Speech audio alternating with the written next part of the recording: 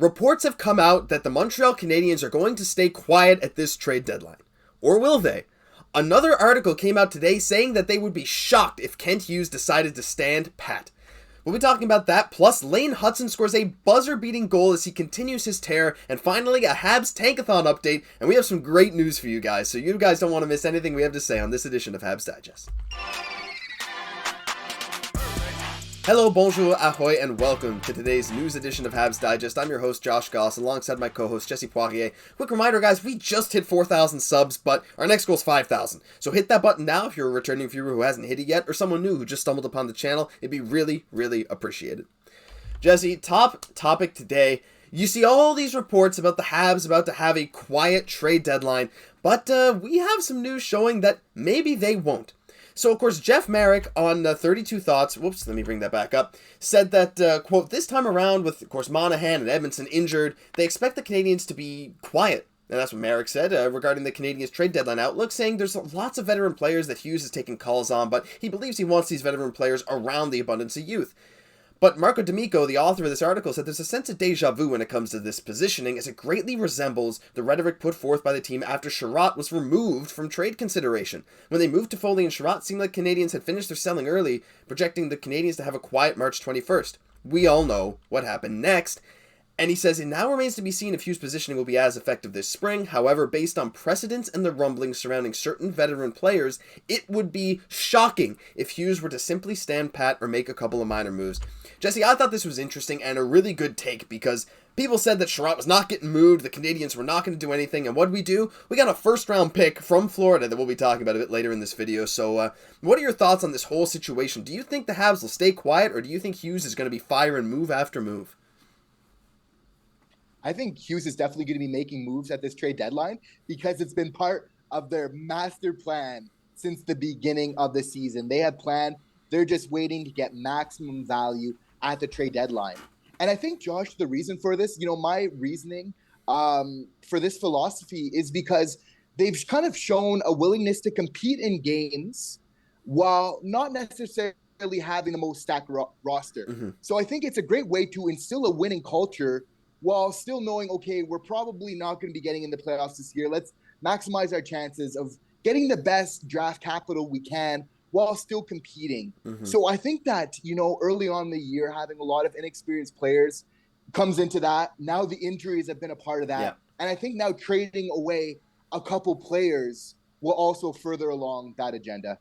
Yeah, I think you're right on, and your talk about the master plan really rings true. I mean, when I saw the move that Kent Hughes went after Evgeny Dadonov for the Shea Weber contract, that just seemed to come straight into this whole master plan, right? And especially with the Sean Monahan as well, you get a first for taking on Monahan at all.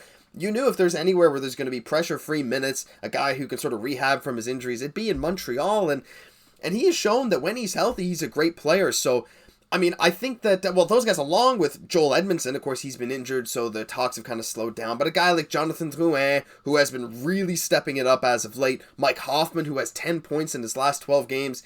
Jesse, I think I'm on board with Marco D'Amico. I'd be shocked if Kent Hughes didn't move, I'd say at least 2 of those guys. I don't think a quiet deadline is coming. Do you have any idea who you think might be most likely to get moved, or maybe where they'd be going? Well, we know that they have definitely received trade offers for Josh Anderson. Yes. There's a lot of rumblings right now with Calgary kind of looking to make some changes. That he definitely would, kind of suit that Western Conference style of play very well. But I think it could be really something just really unexpected at this trade deadline, a player we're really not expecting. I could see that happening. Mm-hmm. And even a player that I think hasn't been garnering too much trade interest or talk, rather, that I do believe has a solid chance of getting trade is Christian Dvorak. Wow. Christian Dvorak. That's an interesting one. Of course, we got him after the whole Kotkaniemi offer sheet situation with the Carolina Hurricanes. Marc Bergevin took those, I think that was Bergevin at the time, right? Took those 2 picks and flipped him down to Arizona where we got Christian Dvorak back. But you're right, Jesse. I mean, he's been a very solid player for Montreal, showing his capability on the penalty kill. But I feel like you're kind of right in that he's a perfect sort of playoff kind of guy for a team. Solid on the dot, great penalty killer, makes very few mistakes. Yeah, that's very interesting. I like that take. My take, I think that some team is going to overpay for Mike Hoffman. I think Montreal is going to be able to get a second, maybe a third from Mike Hoffman. I know some people might think that's ridiculous, but just looking at his recent point production, he can play sheltered minutes on a really good team where he can play bottom six type minutes plus special teams. I think he could be a good target to be traded as well. What do you think? Definitely. His play at 5 on 5 has really increased. So I think it's kind of perked the interest of some of the teams around the league. Like, I think, Dadonov and Hoffman, even though maybe we haven't been the happiest with them through all the years, they've certainly picked up a really good time to really put a jump to their play. So I could definitely, see some interest from that. But, getting back to Josh Anderson, Josh, would you trade a first-round pick and a good goalie draft prospect for Josh Anderson? Ooh, it depends which team we're talking. Now, the thing with Josh Anderson is that it depends how good this goalie prospect is. I mean, could it also be a first-round pick that could land Montreal a goalie prospect? How many teams have amazing goalie prospects? But in a vacuum, if I'm a team and I want a big potential scoring winger on a decent team-friendly contract, if he continues the level of play as of recently, I mean, I think if I'm Kent Hughes, I probably would ask for that. A first and a decent goalie, right? Montreal's best goalie in their system right now is Jakub Dobeš, who's doing solid in the NCAA, but he's maybe 10th out of all the Habs prospects, maybe not projected to be a long-term NHL starter. So if I'm Kent Hughes, I'm definitely fishing for that. I think it would take a very specific team to get it done, but I believe in Kent Hughes' magic, and let us know in the comment section whether you think a team would accept that for Anderson. Maybe you think it's too little. Maybe you guys think that's way too much. Who knows? Let us know down below because we're very curious. Jesse, that's a great question. And we're going to move on to topic number 2 today. We've spent a lot of time talking about the Habs trade deadline. There'll be a lot more news to come, but we're going to go on to a current Habs prospect, Lane Hutson, and he had a buzzer-beating goal that I'm going to show you guys. Take a look at this.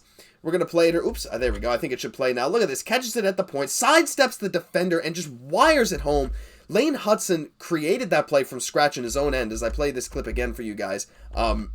He has been so phenomenal in the NCAA. He had 2 points in this game, 1 goal, 1 assist, in a heartbreaking loss to Merrimack in overtime. Lane Hutson scored that goal with 0.4 seconds left in the second, and they lost in overtime with 0.1 seconds left. But Lane Hutson's up to 38 points in 29 games, Jesse. We talk about him a lot, but is there anything else to be said for Lane Hutson that we haven't said already? I think just his IQ, just his ability to be able to read plays. Because if we watch an earlier part of that clip, what we get to see is his fellow D-pairing defenseman coming up the ice. And then Lane just does such a great job of kind of coming through the middle of the ice, finding that space in the offensive zone, right? And then obviously in the clip, we see that amazing kind of toe drag move that he makes. Then with that quick shot, I think, seeing where the space is, getting to that, being able to read the play, then make a play once you have the puck, a very skilled play with an amazing shot. I mean, all these skills translate so well to the NHL. Don't you think so, Josh? I think so for sure. And I think you make a great point of the unseen part of this clip.